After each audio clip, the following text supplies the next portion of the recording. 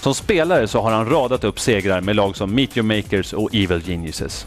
Som coach har han fått se scenen med helt andra ögon. Rematch fick en pratstund med danska Dota 2-profilen Jacob Maelk Toft-Andersen.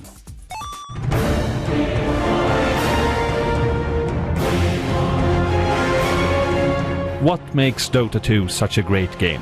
I think it's the whole team aspect, and once you've just had that one game of being godlike, you're just hooked for life. So you want to sit and play constantly and improve, and no game is the same. I've probably played around 10,000 games in my career, and yet no game has actually even slightly resembled each other, and that's a beautiful thing, especially considering it's just one map basically.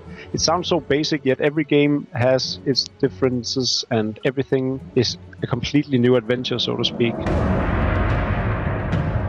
Even though you play the same hero over and over again, it's always a new game because you have different heroes to play against, and you have different lanes, different item choices, different kills, different scenarios. Every single time it's a different game, and I think that's what keeps it interesting. I don't think there's any limit to how big Dota 2 or esports in general can go. We see The Verge, I believe, just released an article today saying, like, proving how big the game has actually gotten and become.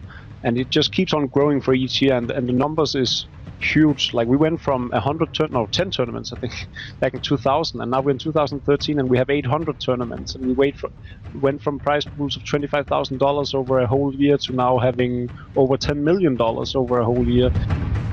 The curve is just going upwards, and I think it'll just continue doing so for the next decade or so before it finally settles on something sort of like a mainstream sport. And I definitely think that's where we're heading, because if you think about it, every single, at least, guy from the age of 12 to 25 probably plays some sort of computer game, and that's worldwide. So that's like at least 2.5 billion people, and that's not even counting the female species. So I think there's a lot of room to go up. I know not everyone is as fortunate as us in the western part of the world, but at some point in time, computer games are probably going to be the biggest sport, so to speak.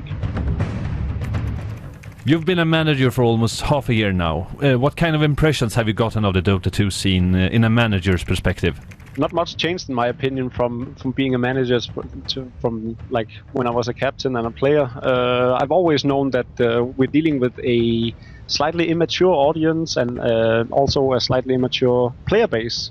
So that's something you have to take into account, that you're not dealing with strict professionals, and by no means do I expect people to be either. I know this is a game, and I know most are doing this for the sake of entertainment. That also means that they aren't as professional, and they aren't as willing to go above and beyond in terms of working and pleasing sponsors, for instance, or their fans.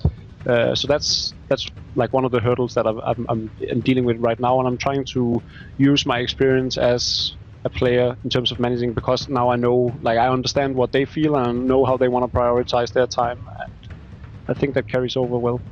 Do you miss being a player? Not particularly. I thought I would, but I figured out that it's being at the events and the whole atmosphere of being there and seeing the fans and seeing the other players and meeting people in general and just talking to people. That's what I really loved about going to events. And competing in its own, although it's fun, I'm sort of just grown out of it. I sort of lost the passion and the motivation and the drive to keep on playing and keep on winning and keep on being competitive.